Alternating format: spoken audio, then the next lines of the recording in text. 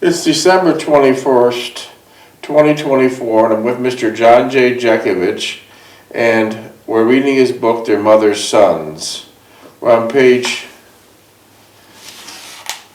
688, chapter 22, which is titled Wedding Jitters and a New Life. How are you doing today, Mr. Jeckovich? How are you doing today, Mr.? Well, I'm doing good. I'm doing good. December 21st, the first day of winter. Yeah. Looks like we're going to have a great white Christmas, huh? Oh, yeah. No, we're not going to have a white Christmas. No? How are you feeling today? I feel good. I feel good. You're looking well wearing your Christmas sweater. Yeah. Well, did you want to read a few pages? Or No, go ahead. Go ahead. What's your dog tag number? I'm 42965. Okay, that'll open up the laptop and we'll start reading. By the way, Mr. Jeckovich was a frontline combat veteran of World War II. He was in Company H, the 2nd Battalion, the 291st Regiment of the 75th Infantry Division of the U.S. Army during World War II. Mr. Jeckovich lives by the motto, "Be kind to strangers, you'll never know when you're entertaining an angel." So here we go. This is page 688, and we're getting close to the end of this chapter, Wedding Jitters and a New Life. This is when Mr. Jeckovich is taking his fiancée to the Red Inn for dinner. Mother did not, and apparently a snowstorm settled in. Mother did not go to work the next morning because of the deep snow outside, and all the schools were canceled for the same reason. I spent most of the day shoveling snow, and I wondered if I would see Delphine that night. You did a lot of shoveling snow as a young man. Oh, yeah. Didn't have a snowblower. No snowblower? No snowblower. Good. That's why you're here today. You exercised. The snowplows had been, and apparently speaking of snowplows, sometime later you bought an International Crew Cab, and you put a Meyer snowplow on it, and you made a living plowing snow. Yeah, four-wheel drive. Four-wheel drive. That's great. But that only did sidewalk. That did not do sidewalks. That only did alleys, parking lots, and streets, right? Yeah. It was too big to put on a sidewalk, right? That's called funeral homes. Yeah, right. But that was too big to put on a sidewalk. Right. The truck. That was for parking lots, streets, and alleys. You couldn't do a sidewalk with it, right? No, it was sidewalk was too narrow. Yeah, okay. So you still shoveled? Yeah. Once you got married, did Delphine help shovel? Oh, no. That was a quick no. I have one text question. I might as well ask you it. You were operating the heavy-duty machine guns during World War II, correct? Heavy weapons. Heavy-duty machine guns also. Yeah. And they shot at 30 caliber rounds, right? Yeah. Approximately several thousand in minutes. There was 150 rounds of a clip. Yeah. So over the course of the entire World War II, you probably shot a million rounds, right? Yeah. Prior to being drafted into World War II, did you have any weapon experience? All right. When you're a civilian, prior to being drafted, did you have a gun and did you practice? I never had a gun, never went hunting. My father never went hunting or nothing. I never had a pistol in the house. Okay, so you shot over 1 million rounds during World War II. You never had any prior experience as a teenager. How about when the war ended and you went back home? Did you buy a weapon? No, I didn't buy a weapon, no. So the only time you used a weapon was during World War II? Yeah. I wouldn't have a weapon in the house. Because it seems to me that everyone has at least 10 or 12 pistols today. Yeah. Every time you turn around, you hear on the radio that a cop shot himself in the foot at home. So you don't have a weapon now? No. During World War II, you primarily earned heavy weapons. You got shot up, beat up, stabbed, bombed. Frozen. Frostbite, frozen, and trench foot. all the young teenage soldiers were constantly freezing. Yeah. You didn't have the proper equipment. No, we had the stuff that the rear echelon. And so you're saying to me, the rear echelon, which didn't fight on the front line, got all the good stuff. Yeah. And what did you get? We got the stuff like the boots that we wore when school, the double buckle boots. Didn't have underwear, didn't have pants, didn't have the right shoes or nothing. And where'd you mostly sleep? Slept outside. You couldn't sleep inside. No, you mostly slept outside. What would you do? Get some... Sleep in the barn. Yeah. And was everyone constantly shivering? No, we tried to get the hay and sleep in the hay. And that kept you warm? Yeah. And where was the rear echelon sleeping? Probably at a hotel. Okay, all right. Oh, by the way, there was 16,400,000 young men and women that participated during World War II. And in 2024, we have less than 6,000 combat frontline veterans left. And we're losing them at a rate of 150 a day. 150 a day? Ooh. Yes, so do the math. So here he is, World War II veteran. You're not going to get this from some book. You're not going to get this from some rear echelon. There's probably about 60, 70,000 rear echelon, but combat vets, there's only 6,000 left. So here it is. Text Mr. Jeckovich any question you might have, and he'll answer it. Just that straight, he'll answer it. You can text him at 407-366-0000. 407-366-0000. It's an interesting fact that these World War II vets seen a lot of very bad things. And back then, it wasn't called PSTD. That term didn't exist. What do they call it? They didn't have PSTD back then. What's that? Post-traumatic stress symptoms. But they didn't have it called it back then. What did they call it? They call it? What they call it? Combat fatigue. Combat fatigue, right.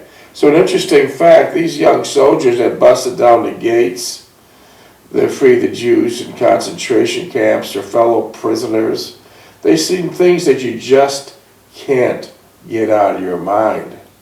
Things you couldn't imagine. Young soldiers came in at a whopping 200, 190 pounds, now they're 69 pounds, 70 pounds. You can't get it out of your mind. So they didn't call it PTSD then. They called it battle fatigue, shell shock, and things like that. So most, although they have seen older friends and family members slaughtered, for the men who had been on the front lines, the emotional response associated with coming back to safety in peacetime was even more severe. Many of the men who returned from the war had symptoms of what we now call post-traumatic stress disorder, although then it was known as shell shock. Yeah. So you heard that term. Or battle fatigue. Post-traumatic stress disorder, PTSD for short, is characterized by the persistent, intense memories of traumatic events and difficulty into a new non-traumatic environment. At that time, and even today, resources for war veterans with PTSD were very limited. Well, they might be very limited for the soldiers of 20 years ago, but they do not exist for World War II veterans. They just simply, they don't exist. They never thought of it. They never exist. Yeah. No one knew exactly how to deal with this problem or how they could help the men who were suffering from it. Besides, since there was no real knowledge about the problem, most of the men suffering from it felt that they would have, their feelings were as a weakness or a cowardice, and not unwilling to tell anyone about it. Even the men who didn't exhibit symptoms of PTSD had difficulty reintegrating into a peaceful America. In the Army, they had been surrounded by other men, mostly similar backgrounds, and united by the same framework. Once they got back home, many of them complained that they didn't have any feelings of camaraderie anymore. Going back to working a 9-to-5 job, they didn't have emotional connections to anyone around them, left many men feeling disillusioned, alienated, and alone. Thank you. I spilled it.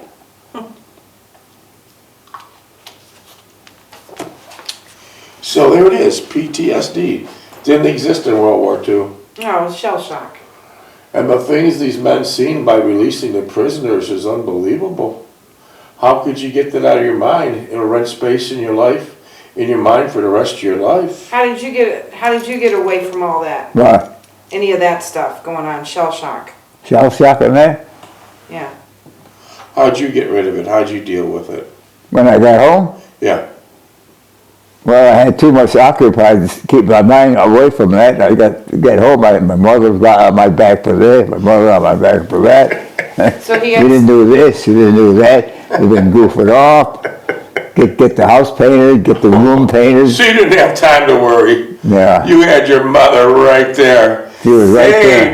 Hey, Johnny, paint the side of the house, paint the back of the house, paint this, paint that. Get the grass straightened out. How was that neighborhood of 3063 Orleans Avenue, Niagara Falls, New York, when you lived there? How was it? 1890. It was good when I lived there, but after we moved out, the owners left or passed away, and then the tenants came in and they made a mess out of it. So how is it today, 2024? It's a mess. It's a mess. It's a mess. It's a shit house, yeah. So it does not have the pride of ownership. No. No pride of ownership. They're there for 6 or 7 months, destroy everything and move on. Would you ever consider moving back to Niagara Falls? No. Done. I don't know where I'd go. But believe me, the time that you lived there was very nice. Huh? When you lived there as a little boy, it was very nice. Oh, yeah, Orleans Avenue was nice, yeah. You said in some of your writings that you would get a hose and hook it up to the fire hydrant and freeze the street to ice skate on. And ice skate and play hockey out there. Yeah. So could you imagine doing that to a street today? No, you couldn't do it. Couldn't do it. But the population was so small that no one bothered you. Some old lady could be on the phone calling the cops up. Oh yeah, they'd probably get the SWAT team on you if you did it today, yeah. Yeah, that's probably be the case. So you had a good childhood growing up at 3063 Orleans Avenue. Well, my mother bought that house for $36,000. Yeah. And, Well, we bought that house and you and Joanne stayed there for 4 years. yeah. What about when you were moving out? How did that go when you're moving out of 3063? Well, we were going out, we had a tractor trailer there, and Mrs. Bouguet come up and said, John, they cut my telephone wire, will you please do something about it? I said, well, just call the phone company up and they'll put it up in a minute. Oh, so Went on to stop and put the phone up? I didn't tell her that. you're moving out lifelong possessions that have been there for half of a century. Yeah. And she's worried about a telephone. Yeah. And how'd you sell your house? That's an interesting story. The what? How'd you sell your house? That's an interesting story. Well, we were trying to sell it, and Delphine went to a meat market, and she started talking, and the guy said, I'm looking for a nice house to buy, and I can't find one. And when Delphine chirped in and said, look, we got a nice house, I'll take you down and show you what it is. Well, the guy bought the house. Just like that. $36,000. Full price. Yeah. And then you gathered up all your belongings. Did you throw a lot of stuff out? What? Did you throw a lot of stuff out before you moved? Before we moved? Before you moved? No, before I moved, I had it all boxed up. Okay. The stuff that I didn't save anything because I didn't have much junk to save. I saved all the valuables in the boxes, and then when they came over, the tractor trailer come over, threw them in the truck, and that was it. And was it a snowing day when you moved out? Oh, it was winter time, yeah. And how about when you first moved into the house? You have such a great memory, that's why I'll ask you that question. When you moved into the house at 11 years old, what kind of day was that? When I was 11 years old? When you moved in, first time you moved into that house. On 36th Street? Yeah, what was that like? What was it like? It was well, we were living on 13th Street then. We didn't have a bathtub, we didn't have a sink in the kitchen, and we didn't have a shower or nothing. But when we moved over to the next place, we had all that stuff. So that was a really nice place. There was a big jolt. Yeah. It was a really nice place. Yeah. So if you didn't have all that on 13th Street, where did you take a shower? Took a shower. I used to go to Hyde Park. There was a golf range down there. The guys used to have to play golf. They go and take a shower there. That's where I took a shower. Even during the winter? Yeah. Wasn't that a long walk to go to take a shower? No, I drove there in 10 minutes. Oh, okay. And so it was a very refreshing change to move into 3063. Yeah. And then how did your father like the house? My father? Yeah. Well, he didn't live that long on the side of it all. He passed away at 43. Right away, yeah. Yeah. But how did he like moving in? There must have been a great excitement. Well, he found a neighbor across the alley. He was yakking with that neighbor all the time. Oh, yeah. Janet. Do you remember your first Christmas there? Yeah, we bought a big Christmas tree. We put it up. I put icicles out, 2 strips of icicles on the tree. Where did you get the Christmas tree at? We got it down on the market. I see. And how did you get it to the house? Put it on top of the car. Yeah. What did Christmas trees sell for? $125. I see. And that's what your memories of your first Christmas, right? Yeah, yeah. Was your 2 brothers home for Christmas? Steve no, he didn't come home. Look, he was wandering around. Sally was too young. When you did you also shovel as a little boy? Did you shovel neighbors' yards or sidewalks for money? No. No? I plowed people. I plowed funeral homes and that for Rudy, yeah. Yeah, but that was a business then. Yeah. But I mean, it was a little boy shoveling. No, I didn't go street to street with a shovel, no. And when you were a little boy, did your brother Lookie help you shovel? No. He didn't do it? He didn't think he should do that. Okay. I got you.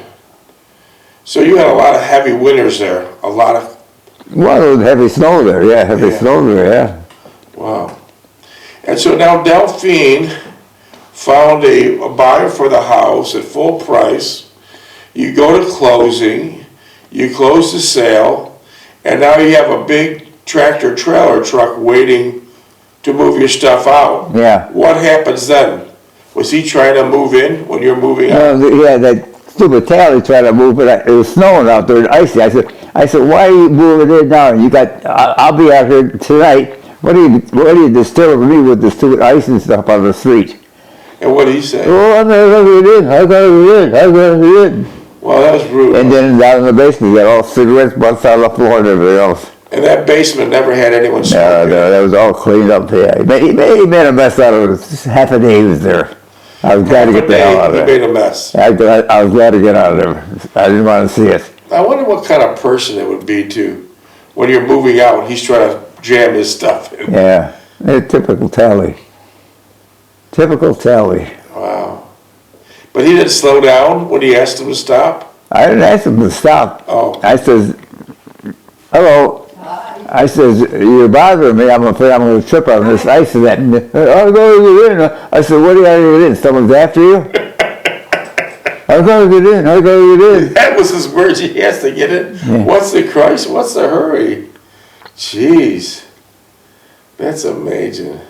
And he lived on 13th Street when he bought that house. So you lived in the same spot you did. What was the neighborhood like on 13th Street? At that time, it was nice. It was nice. We lived on the second floor, and that was nice. There was no crap, the corruption or nothing there. And I lived right next to Lang's Bakery. In the morning, I could get up, I could smell the bakery.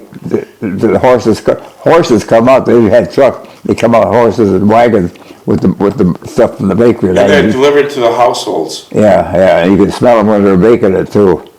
That must have been a treat. Yeah. Did you pick yourself up a donut most mornings? Well, we picked up the donuts and where did we pick it up?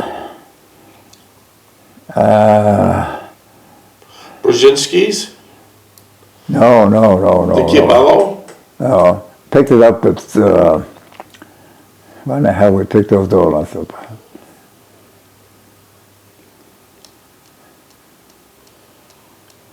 We picked it up at a bakery, some bakery. Oh, the bakery on 3rd Street, on 3rd and Niagara. Okay. That was the bakery. Near the bakery lounge.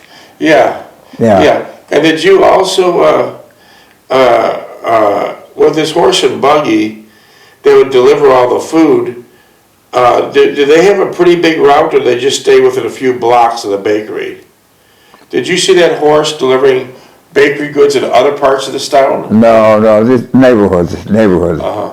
But most of it was residential. You had to walk in and buy a bag of donuts, box of donuts or something. He didn't go around delivering it. You had to come to his store. Oh, I see. So, and how about your milk? Was that delivered by horse and buggy? Yeah, and the milk was, let's see. Milk was delivered by deputies. Okay. And they put it in the mailbox, and the mailbox was outside. In the wintertime, the cream was up that high on it. No kidding. Yeah. These are glass bottles? Glass bottles, yeah. And like a silver box at your door. Yeah. That was pretty convenient. Do you think they're still doing it today? No, they don't do that, no. How do you think 13th Street is today? It's a wreck. How do you think that whole town is today? Well, it's a wreck. Orange Avenue is a wreck. I wouldn't live in there. Yeah. It used to be a city when you lived there, and now the population is less than 11,000, so it's considered. That was the honeymoon city of the world. Yeah, the honeymoon capital of the world. You're right. Yeah, Marilyn Monroe did movies there. Yeah. And people came from all around the world. They had 5 or 6 movies made there, yeah. Yeah. People came from all around the world. They come to Niagara Falls. They have beautiful natural resource of the falls. Yeah. And they just didn't use it. Yeah. They ran it into the ground. Well, the real place was in Canada, across the street, Niagara Falls, Ontario. Yeah, throw a stone and you're in Canada. And to this day, it's like Disney. Perfectly It's in better shape than one on Niagara Falls. Nice people. 6 minutes. 3 big towers. Yeah. It's a really nice place. When you were a child, did you take your bicycle and go swimming at Dufferin Islands? Yeah. And how was that water? How do you remember that water? It was swift. And very cold? Yeah, it was cold too, yeah. Yeah. It was good in July and August, but not in the, well, we didn't go out there with it. Was it easy going across the bridge? Yeah, you just got in your bike and go across. And how do you think it is now? Oh, you gotta have a passport and you gotta have everything else to get out of the bridge. It's a real mess. Yeah. It's a real mess, yeah. And then what are you declaring? Yeah. My mother said, the only thing I'm declaring is my teeth. Step in the house, please, here. Oh, that's funny. Okay, so let me understand this. You and your mother and Delphine went shopping in Canada. You went shopping there a lot? Yeah, but well, my mother thought the meat was better there, and I didn't think so. I took her there. And your mother had her dentures made there, right? Yeah. Was it the reason why she thought the dentist was better quality? It's cheaper. Cheaper, okay. Yeah. The exchange of the dollar. Yeah. Right? So now let's just play this back. You're going across the border. Was the border really jammed up and busy like it is today? No, you weren't lined up or nothing. You just go right through. It was busy probably on a holiday or something. Yeah, so let's play this back. You're up there and you have nothing to declare, and then what happens? You just go walk out. Okay, but you're in your car, you got Delphine and your mother in there, and the officer asks you, do you have anything to declare? You say no, right? You have And nothing. I said, no, all I had was my teeth. So your mother volunteered. Yeah, well, she was happy to say, but she, Yeah, she was didn't happy. realize what she was saying. She was happy because she had new teeth. Yeah. And so then what happened then? They called her in the office and they fined her. They didn't fine her, they taxed her $150 for the teeth. And you had to pay right then and there? No, I sent them, they gave me a week to pay them. Jeez. So even back then, they were taxing your teeth. Yeah. Wow. Was your mother mad? Well, she was mad because she had put that money out, yeah, because she thought they were getting away cheap in Canada and they had to pay double almost. Jeez. And then how often did you guys go to Canada after that incident? Well, we went every Saturday morning. She liked the meat over there, and she liked the groceries better, and everything. Canada had, I don't know, the meat we had over there was Slipco's and the meat market on 3rd Street and that, but we didn't have as much as they had over there. In Canada, you go to the grocery store called Loblaws? Loblaws, is that where you went? They had Loblaws in Canada, yeah. Is that where you got your meat? No, we got the meat in, where did we get the meat? No, we got the Ray's on 3rd Street. Okay. Yeah, because Loblaws is a supermarket chain based out of Canada. They brought it to the United States, it just didn't work, but they're still doing a great business in Canada still, Loblaws. In Canada, yeah. Yeah, they're still. And did you ever go to the souvenir stores there? Souvenir store? Yeah. Right along the river there, yeah. We lived there, but we didn't buy nothing, no. Did you buy your clothes there? No, we bought them at, where we buy our clothes. We didn't, there was no Walmarts then. We bought our clothes in, Gents? Gents, and what was the other? Haberly Plaza? Huh? At Haberly Plaza? No, Haverly Plaza wasn't for clothes, no. I don't know where we else bought the clothes. 2.5 minutes. Huh? 2.5. Once. So you took your mother and Delphine shopping quite a bit. Yeah. Wow. Did your brother Lookie ever take your mother shopping? No, he was never home. Where would he be all the time? I don't know, wandering around with his friends. Did he come home to sleep? Once in a while, yeah. He didn't have a police record, he didn't take dope, he didn't have no record at all. Well, maybe he was. He got tied up with that bowling alley and that was it. So he was a pin sitter at the bowling alley, and the bowling alleys all had bars, so he got tied up with the wrong crowd. Yeah. Did you ever try to be a pin setter? No. That's a hard job. That's a hard job, sitting in that little hole when that ball comes down. And then jump up when it comes down. Jump up, get hit in the head by A bowling ball? Or bowling ball or a pin. pin. Yeah. And then you gotta roll the ball back. Huh? Then you gotta roll the ball back to the customer. Yeah. God, thank God for automation on that one. And they're very hurry up to get the damn ball back up. I gotta shoot it out again. Yeah. Yeah. And a lot of those bowlers are drinking, Yeah. so they don't have a great aim. Yeah. They don't have a great aim. It's slippery on those, on that wood too.